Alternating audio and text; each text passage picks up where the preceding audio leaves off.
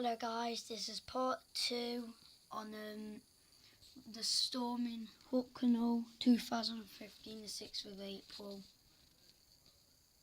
More lightning still. So this is part 2.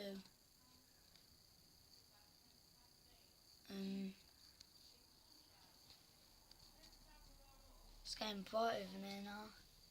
Dark over there. Really dark, but we've had a drama. No rain on the floor, to be honest. This is a little short video. Thanks for watching. There's not much to it anymore. Probably in part 1 you saw lightning and the lightning strikes over there. So, thanks for watching guys. Bye bye.